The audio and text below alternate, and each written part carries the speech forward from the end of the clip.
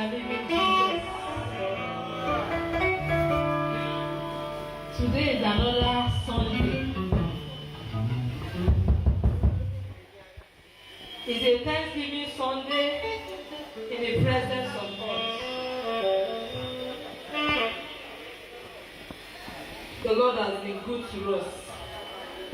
The Lord promised us that in this month of perfection, He will perfect all that concerns us. And the Lord is doing it. And He will continue to do it. And our testimony shall know no bounds. In the name of Jesus. Today, by the grace of God, we want to do family stroke cultural Sunday. Today is supposed to be our marriage stroke family Sunday. And we now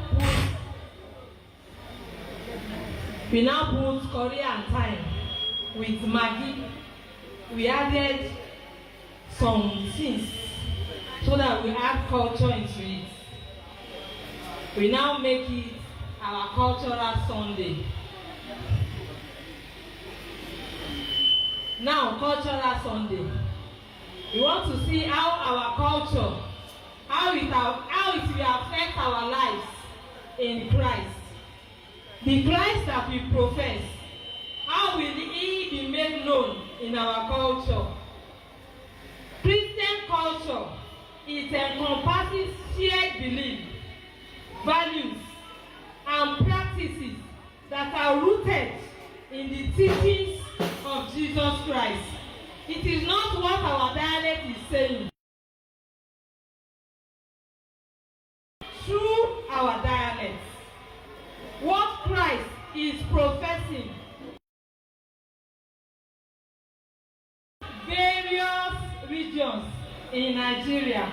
We have the South, comprising of Akwa Ibom, Bayelsa, Cross River, Delta, Edo, and Rivers. We have the North Central, comprising of Benue, Kogi, Kwara, Nasarawa, Niger, Plateau, and FCT. We have the Southwest, consisting of Ekiti, Lagos, Ogun, Ondo, Osun, and Oyo. And we move to the Southeast, which comprises of Abia, Anambra, Ebonyi, Enugu, and Imo. We move down to the Northwest, to Kano, to Kaduna, to Katsina, to Kebbi, to Sokoto, to Zamfara, and to Jigawa. And we now move to the Northeast, which comprises of Borno, Gombe, Taraba, Adamawa, Bauchi, and Yobe. Living souls in the house, please open your Bible to Psalm 133. Living souls in the house, open your Bible to Psalm 133. Psalm 133. Psalm 133. Please open your Bible to Psalm 133. If you don't have your Bible, the media, they are showing it for us. You can lift up your head and see, and let all the gates be pulled down. Lift up your head and read what the Bible says. The Bible says, behold, how good and how pleasant it is for brethren to dwell together in unity, irrespective of our state, irrespective of our region, irrespective of our locality. The Bible is encouraging us to dwell together in love and in unity, so that the nature of Christ, the value of Christ that we profess, which is love, unity, humility, forgiveness, integrity, peace, love, kindness, oneness, will be made known to the world, to our neighbors, to our community, to our environment. May the love of Christ, may it be shared abroad through you and I in our daily living, in the name of Jesus. We welcome you to Cultural Sunday. Shout hallelujah! You cannot be are seated. Bẹ́ẹ̀ ni pé Ọlọ́run ò tiẹ̀ mọ̀ nǹkan tó ṣe. Ọlọ́run tó dá Igbo Kwenu, tó dá Mìnínì, tó dá Ìnáfánákù, tó dá ẹ káàárọ̀ o. Ó tún wá wí pé ó ní ìyókù ọlá ẹ̀mà lẹ́bẹ̀ yẹn o. Gbogbo wa náà ni Ọlọ́run jẹ́ gbogbo èdè wa. Ọlọ́run gbọ́ gbogbo èdè wa. Ọlọ́run mọ gbogbo èdè wa. Olúwa mọ gbogbo èdè wa. Ìyókù ọlá, ìyókù ọ, gbogbo wa la kí ọ. Báwa! Ọmọ ṣe bẹ̀rẹ̀ lé!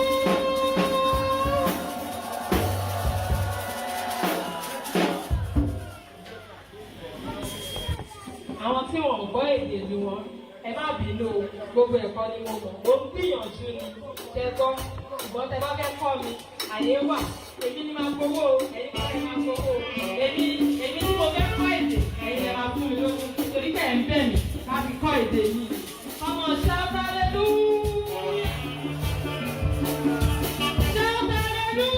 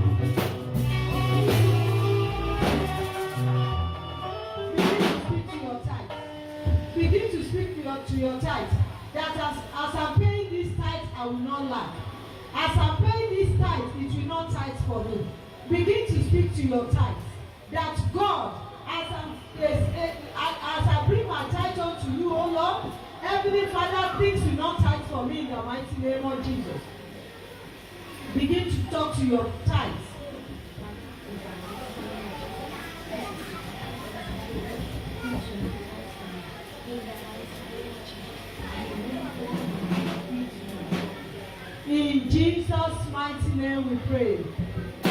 Heavenly Father, God, because you are a good God. We thank you, Lord, for all what you have done in our life and in our family. Oh Lord, this is our tithe, oh Lord. Accept us, accept our tithe in the mighty name of Jesus. As we pay this tithe, oh Lord, things will not tithe for us in the mighty name of Jesus. The remaining one with us, oh Lord, it will yield more profits in the mighty name of Jesus. We will not spend it in the hospital. We will not spend it in the prison. And bless us. And open the window of heaven because of us. In the mighty name of Jesus. In Jesus' mighty name we pray.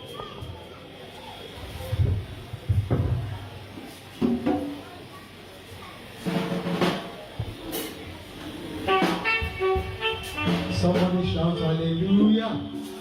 If you're happy to witness a unique day like this, shout hallelujah. Brethren, it's time for us to give our offering. When everybody is going to farm and they are sowing, don't be lackadaisical by folding your hands.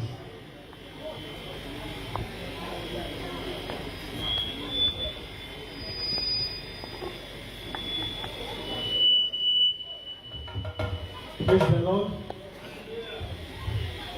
When it is time to sow, do not fold your hands. Ensure that you release the seed in your hand. And the Lord Almighty God,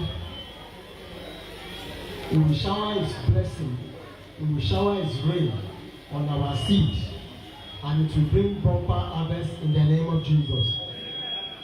This morning in our Sunday school, we learned about sowing, using what God has given to us to be a blessing to His work. And this is a moment of investment. I want to encourage us, let's invest into the kingdom of God with our offering and our tithes. And the Lord will continually prosper financially in the name of Jesus. Please, peradventure you don't have the offering envelope with you, kindly beckon on the usher to give you one. And I equally want to inform us that after now there's going to be a general thanksgiving for this special service we are having today. So let's have that in our mind. Later on in the process of the service, we are still going to offer unto God a special thanksgiving offering. I pray that the Lord will provide for us. We shall live in abundance in the name of Jesus. Choir, lead us in thanksgiving.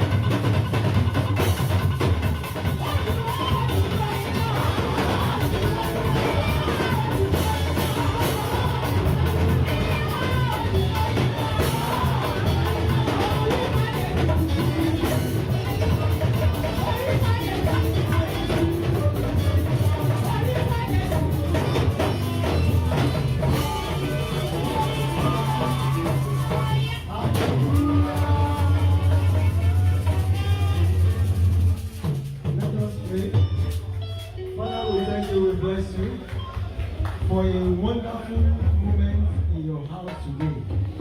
Daddy, we have come to say thank you with our dancing, with our singing, with our clapping. Lord, we have come to say thank you with our offering. Father, accept all in the name of Jesus. We hereby declare that because we have danced in your house to give our offering, we shall not know sorrowful moments in the name of Jesus. We shall not have reason to be sorrowful in any ramification in the name of Jesus. Every area of our life, it shall be testimonies. It shall be celebration in the name of Jesus. Father, we pray, even for those things that is still coming to our mind as we are thanking you, that God, when will you do it? Daddy, we pray for such people in this category before the end of this service. Daddy, let them testify in the name of Jesus. Father, we thank you for accepting our offering. And when next we have the opportunity to do like this, oh God, we shall do more than this. We shall give more than this. We shall dance more than this. We shall sing more than this. In the name of Jesus. For in Jesus' mighty name we are praying. Somebody shout hallelujah.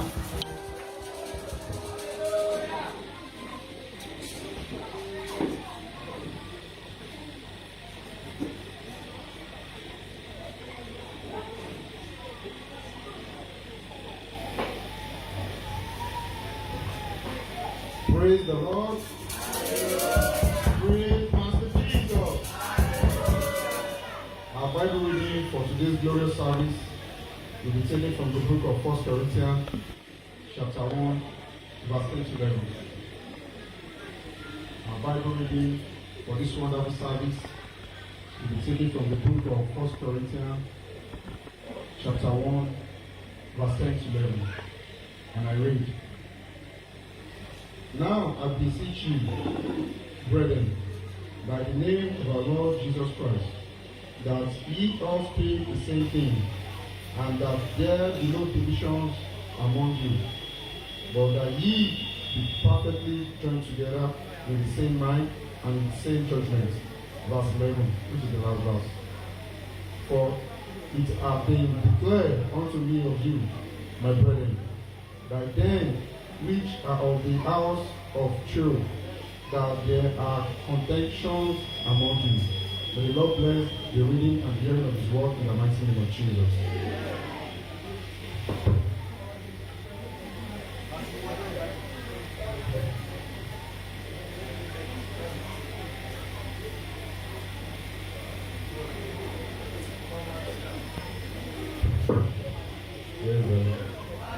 Let somebody shout hallelujah. Happy to be in the presence of God this morning. Can you please rise up on your feet and shout the top hallelujah?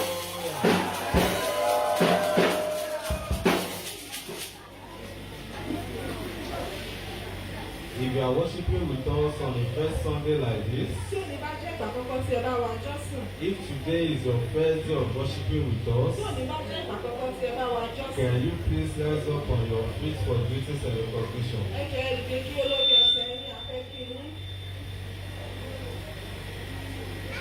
I pray the Lord will increase His church in Jesus' name.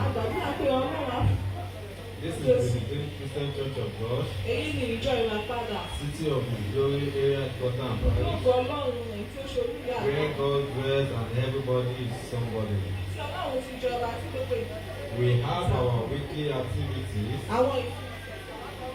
which we start on Tuesday between the hour of 6 p.m. to 7 p.m. We have our digging day, which we can also call Bible study. Thursday by 6 p.m. to 7 p.m. also. We have our faith clinic. If you have been trusting God for something, so you can come on these days to tell unto God, and I pray the Lord will answer our prayer. Every Saturday by 5 o'clock to 7 o'clock is our choir rehearsal. So if you are willing to join the choir,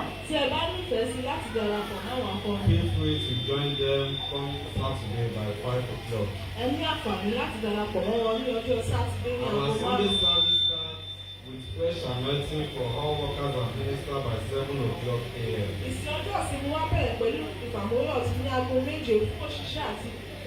While the Sunday starts by 8 o'clock a.m. Then our praise and worship follows by 9 o'clock a.m. So if you have not been coming for Sunday school, please join the Sunday school going forward. It's a gathering we learn so many things. And our Sunday service without Sunday school is incomplete.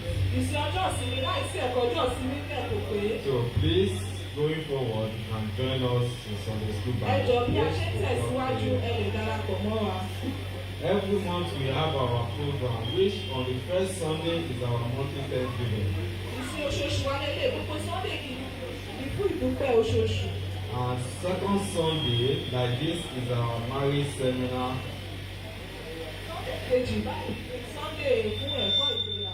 Just like we are having our cultural and marriage talk, marriage seminar today on Thanksgiving today.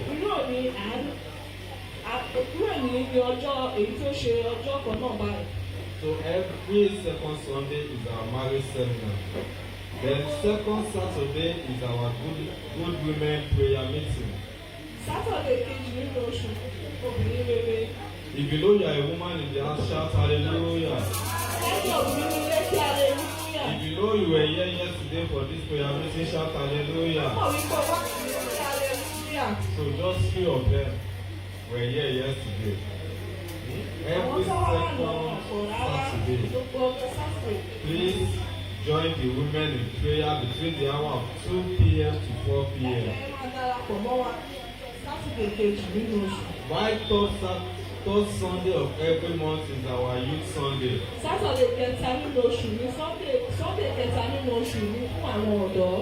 Third Sunday is for our youth. So the youth in the house shout hallelujah.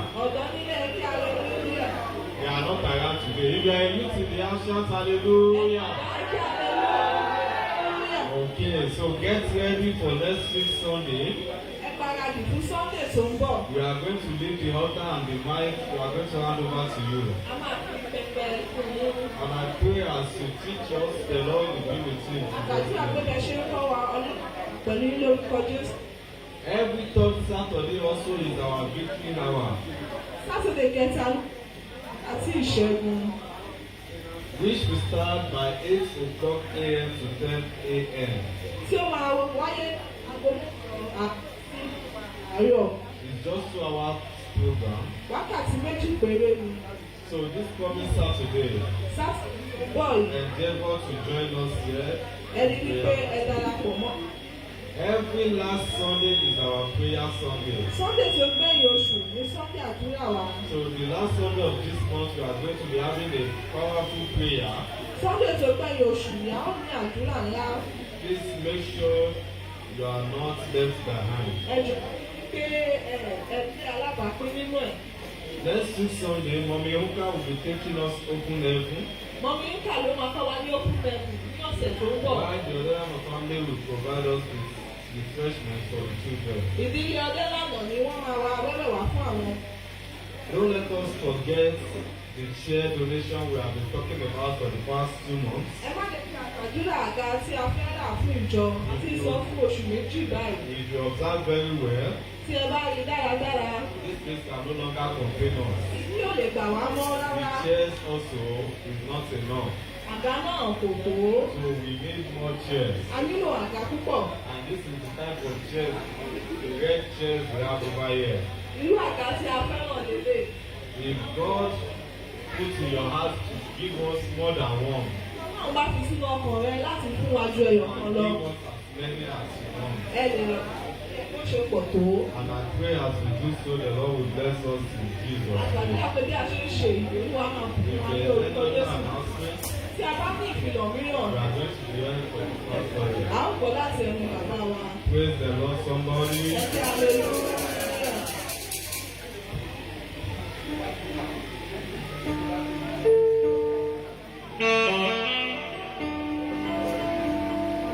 Hallelujah.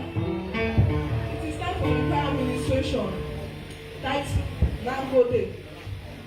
As you listen, may you be blessed in Jesus' name.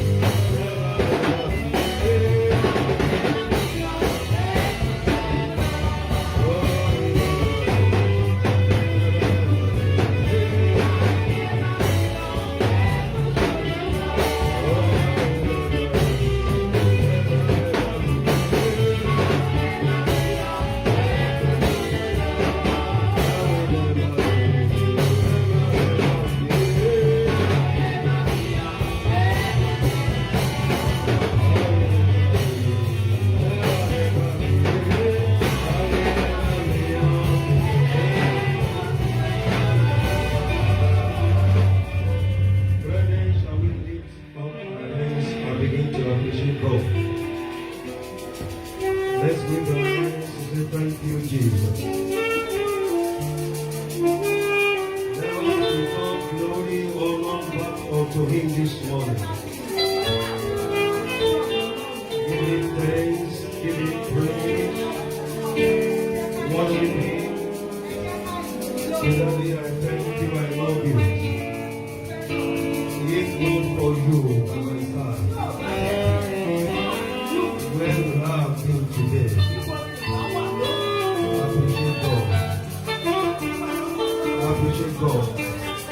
From the bottom of your heart,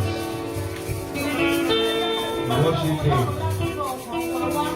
For His good and His mercy is endureth forever. Worship Him.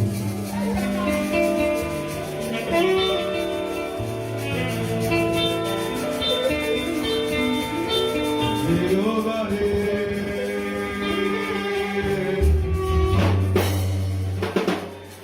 Jehovah,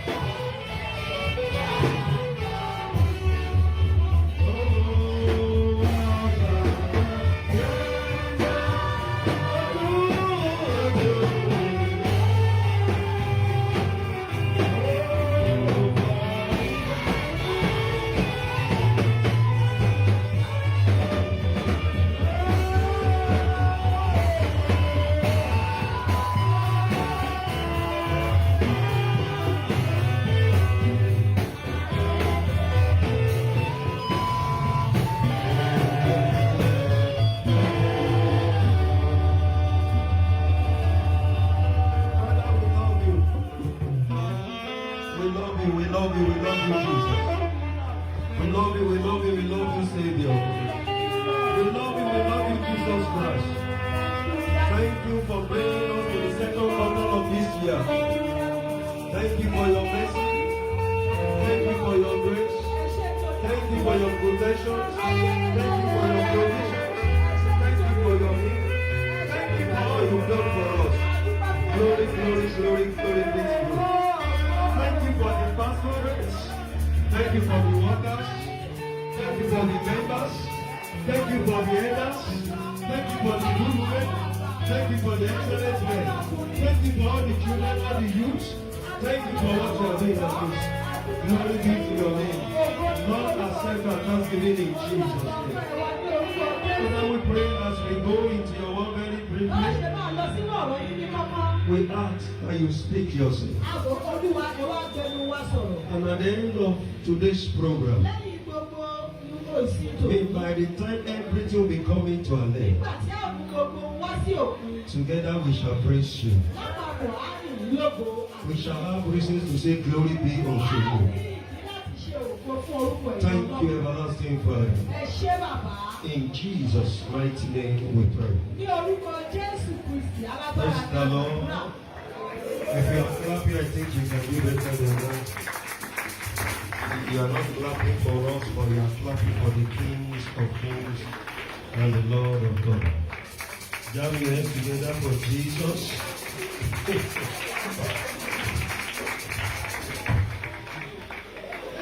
Praise the Lord. We have carried both Yala and Yaga. Thank God they live very close to one another. Hallelujah, somebody. Praise the Lord. Jam your hands together as we celebrate Jesus in our midst this morning. The song says, it is good to praise the Lord. It is good to praise the Lord. It is good to praise the Lord.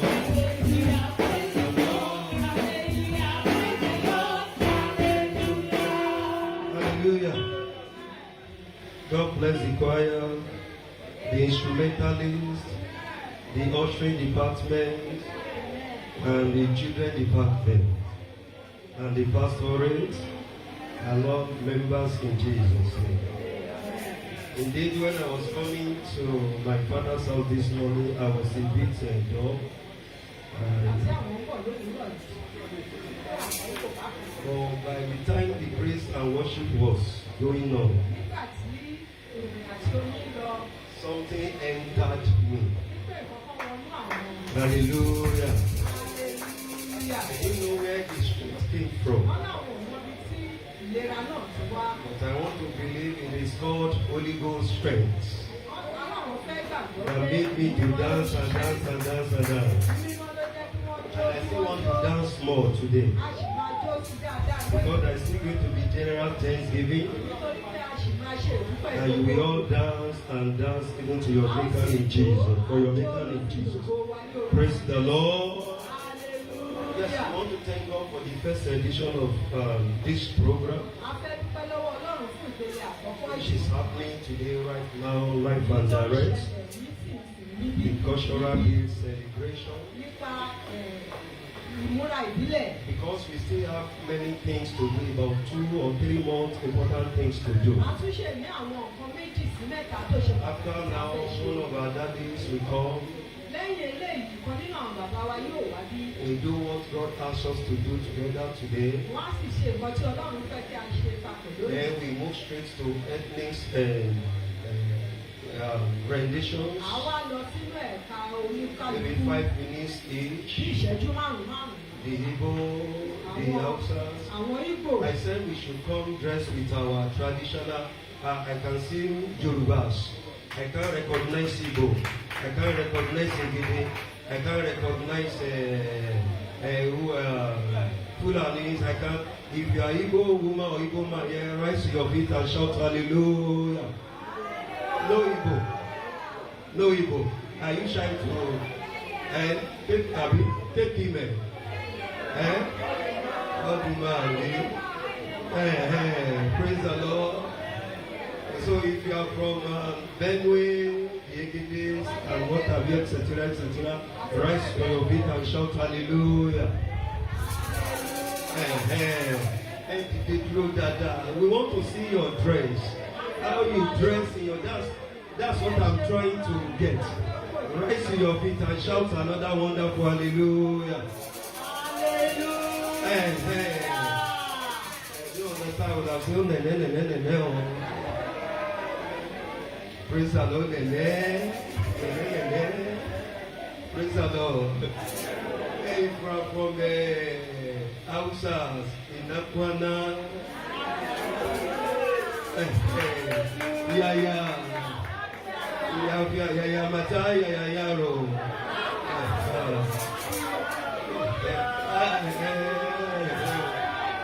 God bless you, sir.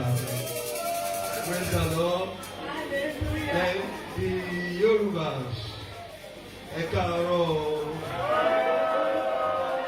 Ekuchumo,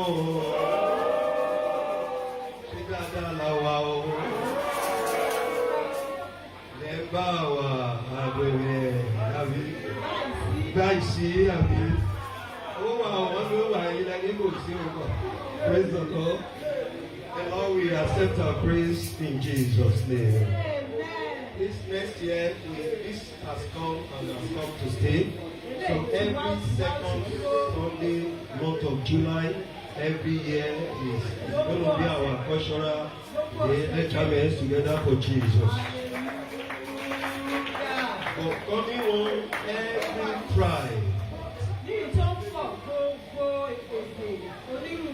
we come, we cook your, how do I call it? So Igbo will come with their food, etc. So next year you will be alive, I will be alive in Jesus' name. Let me hear your louder amen to that. Praise the Lord.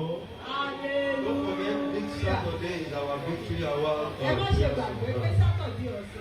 from 8 to 10 a.m. The Lord will help us in Jesus' name. We so that I will leave. Don't worry, we are. The reason why we didn't set tables to allow us to dance, to enable us to dance and dance. After we have danced, by the time we will be going back home, there are wonderful food, delicious, in several coolers. Jam your hands together to celebrate Jesus. So don't be in a hurry, don't waste our food. For next year, you will prepare your own. So the Lord will bless each and every one of us in Jesus' name. Amen. Romans chapter 12, verse 5. I have just 15 minutes, please. So please, the protocol, please take notes. 15 minutes, we leave this place so that we have time to dance. Romans. Maybe we read from 2 to 5. To every man that is among you. I'm going to read in Yoruba as well. Let me come again. For I say, through the grace given unto me, to every man that is among you, not to think of himself more highly than he ought to think, but to think soberly according as God has dealt to every man the measure of faith. For as we have many members in one body, and all members have not the same office, I'm not going to dwell on this place, but that's number 5. So we being many are one body in Christ, and every one member one of another. Hallelujah. Yoruba, please.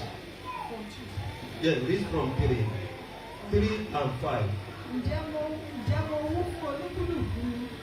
Ẹ̀yin tí ẹ wà nínú mi nípa oore ọ̀fẹ́ tí a fi fún mi kí o má ṣe rọ ara rẹ jù bí ó ti yẹ lọ ní rírò lọ ṣùgbọ́n kí o lè ro níwọ̀ntúnwọ̀nsì bí Ọlọ́run ti fi ìwọ̀n ìgbàgbọ́ fún olúkúlùkù.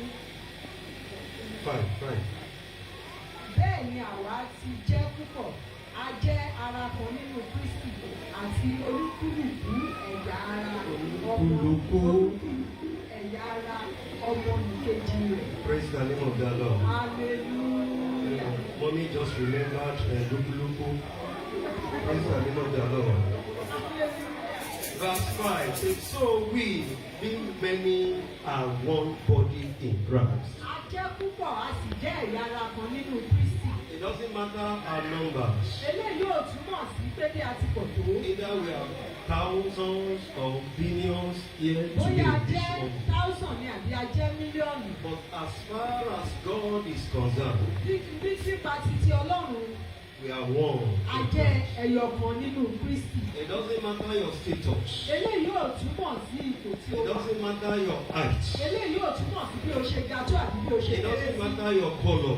Eléyìí ò túmọ̀ sí kọ́lọ̀ ara It rẹ̀. doesn't matter your position in society. Eléyìí ò túmọ̀ sí ìpele tí o bá It wà ní doesn't àwùjọ. matter how intelligent, how intellectual you Eléyìí ò are. túmọ̀ sí pé bí ọpọlọ rẹ ṣe ṣiṣẹ́ As dáadáa sí. long as you are in this place, Tó bá ti wà ní ibi as ìbàdàn. long as we are all created by God, Bí Ọlọ́run ti ṣe dá gbogbo wa, we are one in Christ. a jẹ́ ọ̀kan nínú Now, Kristi. it doesn't matter the tribe you come Kò from. ní ṣe ẹ̀yà tí o ti wá.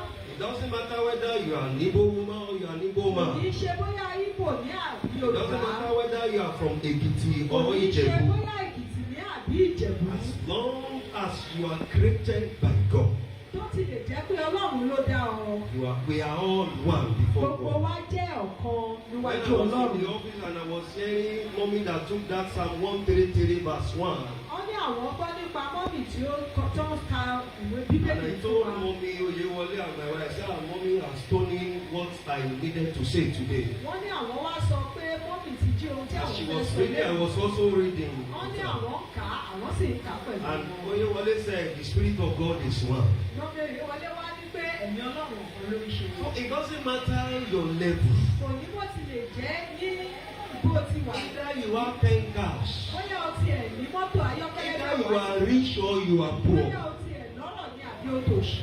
It doesn't matter. Eléyìí ò túmọ̀ sí As kankan. far as God is concerned, Gẹ́gẹ́ bí Ọlọ́run ti wà láàyè, we are one. a jẹ́ ọ̀kan And níwájú. that is why God has laid it in our heart. Nítorí náà Ọlọ́run ti fi sí wa lọ́kàn. God has given us this day Ọlọ́run ti fún wa ní for wákàtí. every tribe, Wípé gbogbo ẹ̀yà, every living creature to come together gbogbo àwọn ènìyàn alààyè kí wọ́n wà and papọ̀. celebrate his dialect, Wọ́n sì ṣàjọyọ̀ ní and celebrate his state or where he came from or Wọ́n sì ṣàjọyọ̀ ní èdè abínibí so wọn. cultural day celebration. Tí a bá ń sọ̀rọ̀ nípa àjọyọ̀ ti It is an ìbílẹ̀, opportunity for members to dress in their cultural, ó jẹ́ àǹfààní láti in their múra cultural gẹ́gẹ́ bí- outfits, Ó jẹ́ àǹfààní láti múra nírú ẹ̀yà tí ó ti jáde. singing their local Bí wọ́n dialects, ṣùgbọ́n kọrin nípa èrò ohun tí wọ́n ń lò showcase the uniqueness of their heritage láti lè fi ara wọn wọ̀n gẹ́gẹ́ bí ogún ìlú with tí wọ́n ní. exciting performance music. Láti lè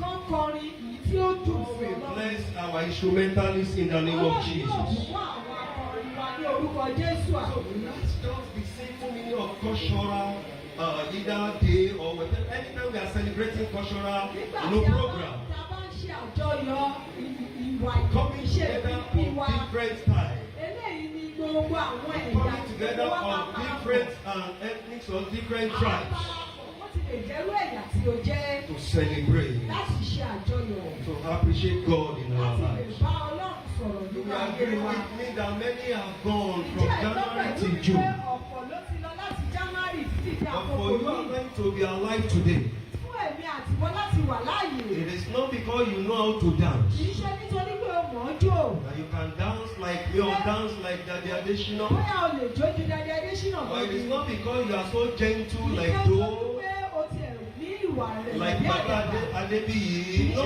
bóyá o ní ìwà rẹ̀ bí bàbá It is Adébíyì. because nítorí wípé God has ordained it for you. Ọlọ́run ti jẹ́ kó ṣe é It is ṣe because fún ọ. God has, it has pleased God in His infinite mercy. Ó tẹ́ Ọlọ́run lọ́rùn nínú àánú rẹ̀. If you have gone, nobody can query God. Tí o bá ti lọ kò sí nǹkan tí a fẹ́ bá If Ọlọ́run fà. Abeni gone, nobody can query Tí Him. o bá tiẹ̀ ti lọ kò sí kí n tá a fẹ́ ṣe. But I am praying for every one of us here this Wọ́n morning sọ fún gbogbo wa ní bíbá yìí ò that none of us will die young in the name of Jesus. Àkókò òjijì nínú wa ní I said, orúkọ I will Jésù. not die young, I will not die young in the name of Jesus. So it doesn't matter whether you come from the east, Èyí yóò túmọ̀ sí pé bóyá lẹ̀ yìí kò ló south, ti wá. north, west, Lálẹ́ Yorùbá àti ti Haúsá ni. as long as you are created by God, Bí Ọlọ́run ti jẹ́ pé Ọlọ́run ló ṣẹ̀dá rẹ̀. as long as you are created by Bó ti God, jẹ́ pé Ọlọ́run ló ṣẹ̀dá rẹ̀. we are all born before our Maker. Gbogbo wa jẹ́ ọ̀kan níwájú àṣẹ̀dá wa. Psalm 133 that mommy stole from me. Nínú ìwé Psalm 133 tí màmá jí lọ́wọ́ wọn yìí. Now the Bible says, Bíbélì behold, wípé wò ó. how good, Wò ó bí ó ti dára tó. and how pleasant Èyí tó ti tẹ́ lọ́rùn tó. it is for brethren to dwell together in Fún unity. ará láti wà ní ìpapọ̀. Another Bible Ní version ìrẹ́pọ̀ says, nínú in ìṣọ̀kan. harmony.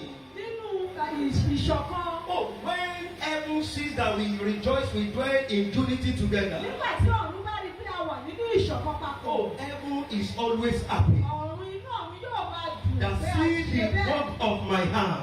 Nítorí pé Ọlọ́run wo iṣẹ́ wa. Dwelling in unity, dwelling Èyí in tó wà harmony. nínú ìṣọ̀kan àti God ìrẹ́pọ̀. doesn't dwell, God doesn't reign in where there is pandemonium. Ọlọ́run ò kì í jọba níbi tí rírú ìlú bá wà. It's like the acrimonious life with disdain. Ọlọ́run máa ń wà nínú ìfẹ́ papọ̀ ni. Acrimonious life. How do I interpret it in Yoruba now?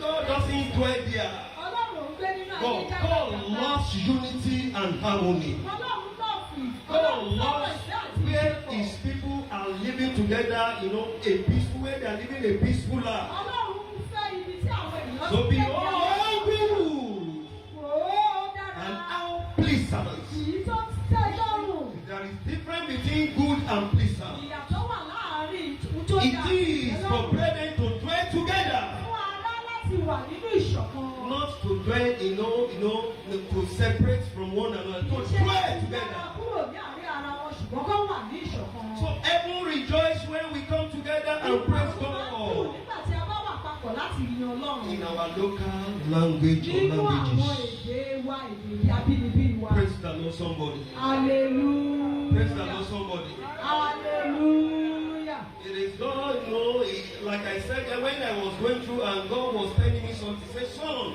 Ọlọ́run bá wọn sọ̀rọ̀ ó ní ọmọ. He said, I need to tell you my mind for this. Ọlọ́run sọ fún bàbá wa pé òun yóò sọ ọkàn wọn fún So wọn. that you can tell my children my mind Kí for ẹ lè this. sọ fún àwọn ọmọ mi ní But ọkàn it's not mi. just for us to come together and praise and dance and sing our local and then go back home. Kì í ṣe lásán ni pé kí a wá kí a jó kákọrin If ìbílẹ̀ there is àwọn kan anyone, if there is anybody amongst our, in our midst this morning, Bàbá rí ẹnikẹ́ni láàrin wa ní òwúrọ̀ that yìí. you are having one or two issues with one another, Tẹ́ ẹ wá ní àwọn èdè àìyedè láàrin ara it yín. is better you settle it before you go back home Ó today. dára kí ẹ yí padà tó It doesn't matter how big or how serious or how severe the issues may be. Ó dára kí ẹ ṣe àtúnṣe ká ẹ tó máa lọ lẹ́kọ̀ọ́ ní ṣe bí ẹ̀ṣẹ̀ náà Make ṣe sure pọ̀ ṣe ṣe kéré it is tó. the essence of we coming together to Eléyìí ni celebrate àǹfààní God. wípé a wá papọ̀ láti wá yan Ọlọ́run. But the Bible says, behold, how Bíbélì good wípé and wò pleasant ó bó ṣe dára tó àti it is bó for ṣe brethren to dwell together in unity. Ará láti wà nínú ìṣọ̀kan. In unity. Nínú ìṣọ̀kan. So God's ultimate vision is a multicultural and multinational kingdom Nínú ìṣọ̀kan àti nínú ìṣe. where we all come together, under one church. Tí a fi wà papọ̀ ní abẹ́ òrùlé kan. Let me tell you, because I'm rushing because of our time. Nítorí àkókò wa la ṣe ń sáré. God's mind for a day like this. Ọkàn Ọlọ́run fún ọjọ́ báyìí. What is His mind for us Ọkàn today? Ọlọ́run ní fún wa That ní is ọjọ́ why I báyìí. have told you and I'm still telling you now. Nítorí náà ṣe ń sọ fún wa tán tún sọ fún wa. It doesn't matter whether you are right, whether you are wrong. Kò ní ṣe bóyá o tiẹ̀ ìwọ ló jẹ̀bi àbí o jàre. As long as you are still breathing, Tó ti lè jẹ́ pé a ṣì ń mí. as long as that person has not taken your breath.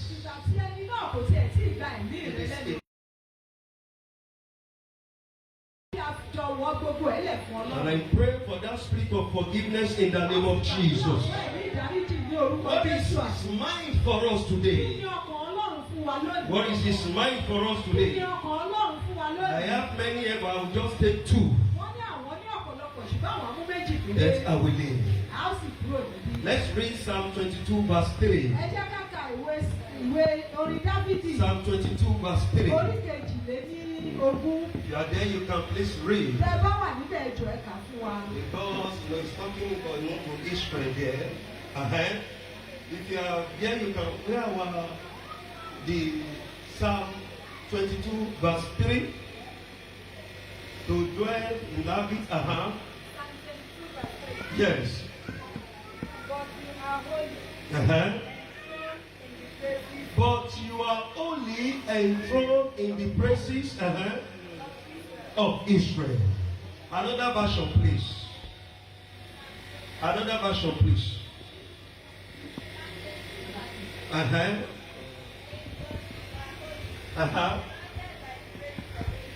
Praise the name of the Lord. Hallelujah. Number one. One of His minds for us today. To create a bond of unity. To create a bond of unity amongst brethren. Cultural Day is about restoring unity. Let's read 1 Corinthians chapter 1 verse 10. To create a bond of unity amongst us. Either last Sunday or two Sundays ago, I was talking to one of my daddies here. I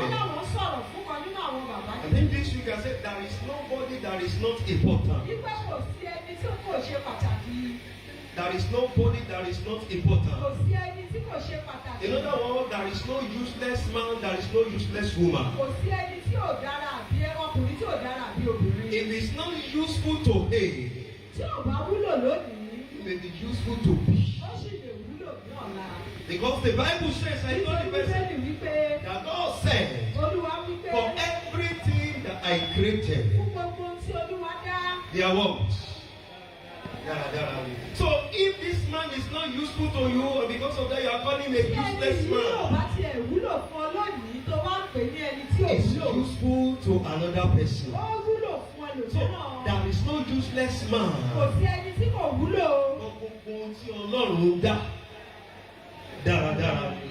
Praise the name of the Lord.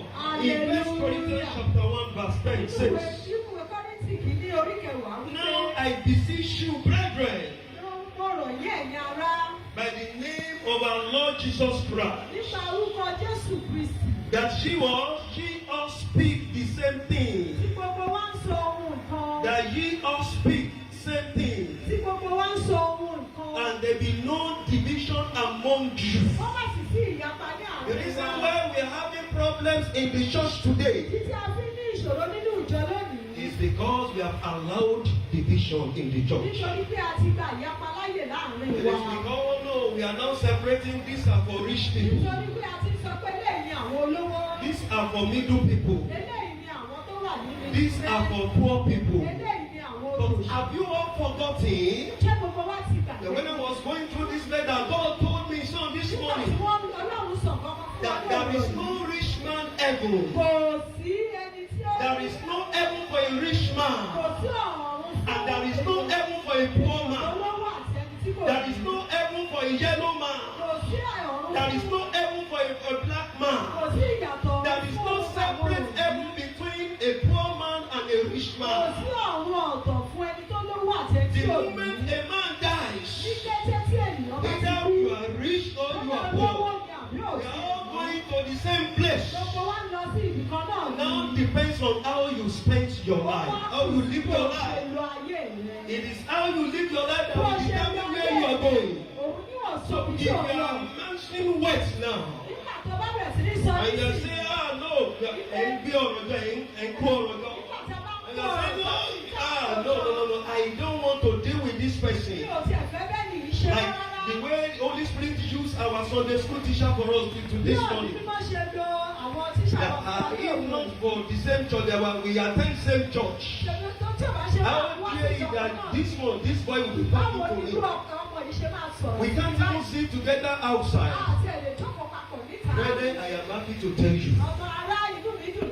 There is no separate heaven between rich man and poor man. If you die today, if a rich man dies today, if a poor man dies today, as long as they spent their life where they serve God, they have accepted Jesus Christ as their Lord and personal Savior. The same heaven that the rich man goes is the same heaven that the poor man goes. Let me to tell you this, brethren. There is no rich man, there is no poor man. When you go to mortuary, you see bodies there. And you can't even identify whether this one was a rich man when he was alive. You can't even identify whether this body was a poor body when he was alive. So what is it that you are that is making you to basically and you are saying no over my dead body? I will not forgive him, I will not forgive her in her life. God is talking to you today. Say, now I beseech you, brethren. In the next 5 minutes, I will leave. By the mercies of our Lord Jesus Christ, that ye all speak the same thing, and there be no division among you. What do you have that people have not gotten before? What do you have now? That's your house that is making you to do like this. It's a kitchen. It's just a kitchen to some people. That's your car. That when you are passing and you see your members going, I don't want him, I don't want that to stay in my car. Maybe I need to remind you, go to Adodo. You know, be shame there. No.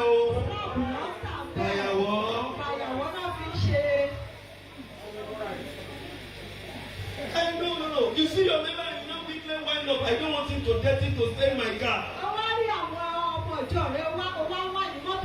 Have you forgotten that he's working with his leg today? Tomorrow he may not work with his leg. He may ride that is better than yours. There will be no division. But the Bible says, but that ye be perfectly joined together in the same mind and in the same judgment. So no separate heaven. When I die now, my heaven is different from that poor boy in my heaven.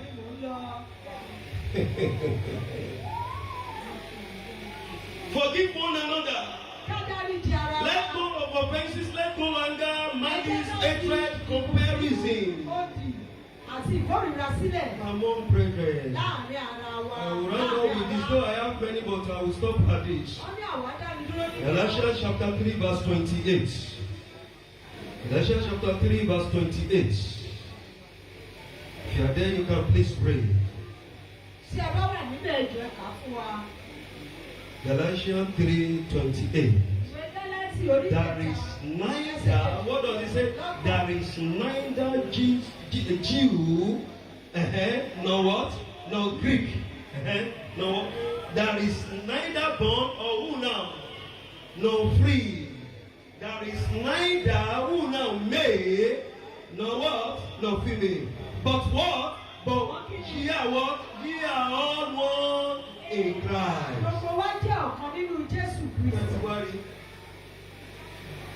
Gbogbo àwọn tá a sọ pé ìjókòó àwọn olówó nù.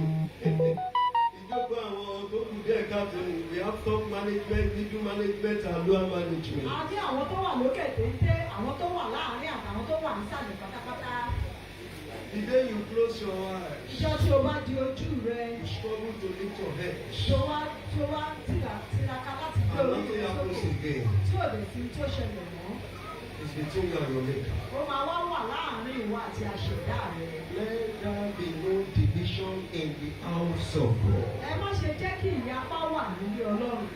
Let there be no division in the house of God. Ẹ má ṣe jẹ́ kí ìyapa wà nílé Say Ọlọ́run. it again. Let there be no division in the house of Ẹ God. má ṣe jẹ́ kí ìyapa wà nílé Ọlọ́run. Either you are TV, Bóyá o tiẹ̀ jẹ́ TV ni. either you are Igbo, Bóyá o jẹ́ Igbo ni. either you are Yoruba, Bóyá o jẹ́ Yorùbá ni. either you are Hausa, Bóyá o jẹ́ Haúsá ni. either you are Egede, Bóyá o jẹ́ Egede ni. either you are Egun. Bóyá Èkútì ẹ̀ ní We ọ́. are all one Gbogbo wa jẹ́ ọ̀kan before God. níwájú Ọlọ́run. We are all one. Gbogbo wa jẹ́ ọ̀kan. We are all equal. Gbogbo wa jẹ́ ajẹ́bákan náà. I pray that the Almighty God Wọ́n gbàdúrà pé Ọlọ́run alágbára. will help us even as we proceed to dance and celebrate Jesus in our midst. Yóò ràn wá lọ́wọ́ bí a ti máa tẹ̀síwájú láti máa jó. Beloved, as you rise on your feet, Ẹ jẹ́ ká dìde dúró lórí ẹsẹ̀ and wa. as we have all prepared, as we are preparing to dance, Ṣé a ó ṣe máa múra láti jó? I want you to search through your hearts. Mo fẹ́ kó o lọ sínú ọkàn The rẹ. reason why you have not grown beyond this. Ìdí tí ò fi lè ju bí o ti wà yìí The lọ. reason why you have not grown beyond Ìdí this. tí ò fi dàgbà The sí reason bí o why ṣe you wà have yìí lọ. been praying, you have prayed and fasted and Ìdí tí ò nothing fi has happened. gbàwẹ̀ ìgbàdúrà tí kankan ò ṣẹlẹ̀. It's because you still allow malice in your heart. Nítorí pé o ṣì gba òdì yíyàn láyè nínú ayé rẹ. It's because that pride is still controlling you. Nítorí pé ìgbéraga yìí ṣì wà nínú rẹ. For how long will you continue to deprive Ẹjọ́ ìgbéra. not be hindered? Because after we pray, I'm still going to pray with us. A sì gbàdúrà. Shaddai.